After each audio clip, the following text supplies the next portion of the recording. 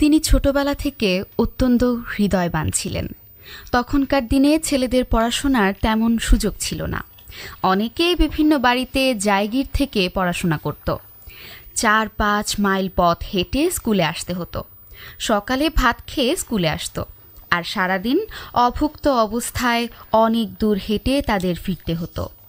যেহেতু আমাদের বাড়িটা ছিল ব্যাংক পাড়ায়, আব্বা তাদেরকে বাড়িতে নিয়ে আসতেন।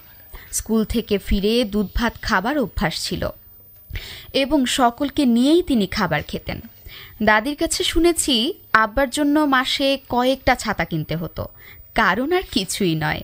কোনো ছেলে গরিব, ছাতা কিনতে পারে না, দূরের পথ, রোদ বৃষ্টিতে কষ্ট হবে দেখে তাদের ছাতা দিয়ে দিতেন। এমনকি পড়ার বইও মাঝে মাঝে দিয়ে আসতেন। দাদির কাছে গল্প শুনেছি, যখন ছুটির সময় হতো তখন দাদি আম গাছের নিচে এসে দাঁড়াতেন। খোকা আসবে দূর থেকে রাস্তার উপর নজর রাখতেন। একদিন দেখেন তার খোকা গায়ের চাদর জড়িয়ে হেঁটে আসছে, পরনের পায়জামা পাঞ্জাবি নেই। কি ব্যাপার? এক গরিব ছেলেকে তার শত ছিন্ন কাপড়ে দেখে সব দিয়ে এসেছেন।